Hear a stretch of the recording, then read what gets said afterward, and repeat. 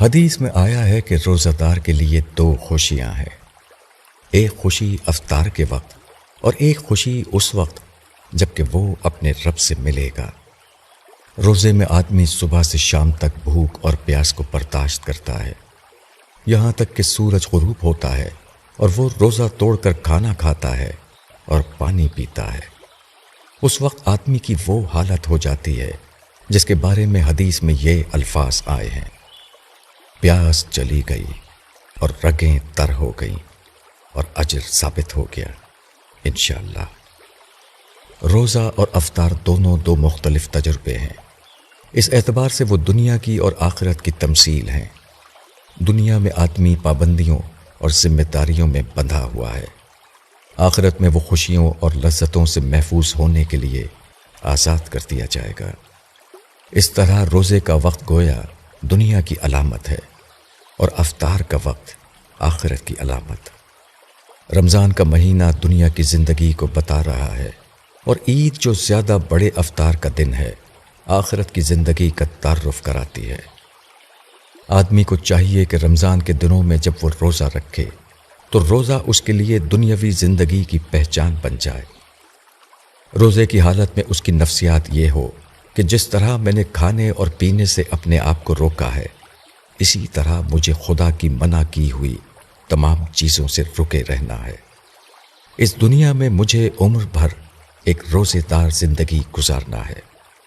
اس کے بعد شام ہو اور وہ روزہ ختم کر کے افطار کرے تو اس کا احساس یہ ہو کہ گویا وہ عالم آخرت میں پہنچ گیا ہے اور اللہ تعالیٰ کی طرف سے اس کی مہمانی کی جا رہی ہے۔ آنسوؤں کی بارش میں وہ پکار اٹھے کہ خدایا، میں نے تیری خاطر روزہ رکھا، اب تو میرے لیے افطار کی زندگی لکھ دے۔ میں نے تیرے لیے رمضان کو پورا کیا، اب تو میرے اوپر ابدی عید کی لامحدود نعمتوں کے دروازے کھول دے۔ مومن کے لیے روزہ دنیا کی زندگی کا تجربہ ہے اور افطار آخرت کی زندگی کا تجربہ۔ رمضان کا مہینہ ختم ہونے کے فوراً بعد عید کا دن آتا ہے۔ یہ ترتیب بہت بامعنی ہے، یہ گویا مومن کی زندگی کے دو مرحلوں کا علامتی تعارف ہے۔ روزہ ہماری دنیا کی زندگی کی علامت ہے اور عید ہماری آخرت کی زندگی کی علامت۔ روزہ گویا امتحان ہے اور عید اس کا انجام۔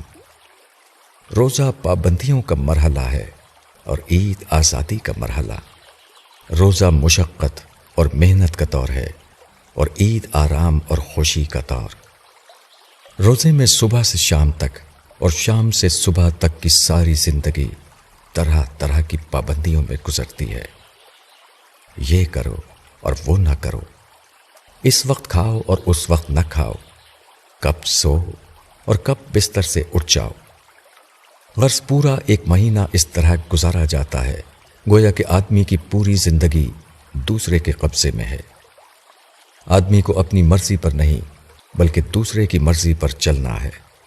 اس طرح روزہ آدمی کو یہ سبق دیتا ہے کہ وہ دنیا میں اس طرح رہے کہ وہ اپنے آپ کو پوری طرح خدا کی نگرانی میں دیے ہوئے ہو، وہ ہر معاملے میں خدا کے حکموں کی پابندی کر رہا ہو۔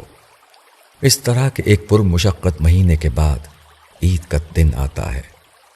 عید کے دن اچانک تمام احکام بدل جاتے ہیں۔ پہلے روزہ رکھنا فرض تھا، اب روزہ رکھنا حرام ہے۔ پہلے لازمی ضرورتوں پر پابندی لگی ہوئی تھی، اب کہہ دیا گیا کہ آزادی سے گھومو پھرو اور خوشیاں مناؤ۔ حتیٰ کہ غریبوں کے لیے صاحب حیثیت لوگوں پر صدقہ فطر مقرر کیا گیا تاکہ وہ بھی آج کے دن کی خوشیوں سے محروم نہ رہیں۔ یہ گویا آخرت کی زندگی کی ایک تصویر ہے۔ یہ اس دن کو یاد دلانا ہے جبکہ خدا کے سچے بندوں پر سے ہر قسم کی پابندیاں اٹھا لی جائیں گی۔ وہ ابدی آرام اور ابدی خوشی کی جنتوں میں داخل کر دیے جائیں گے، خواہ آج وہ ظاہر بینوں کو کمزور اور بے قیمت کیوں نہ نظر آتے ہوں۔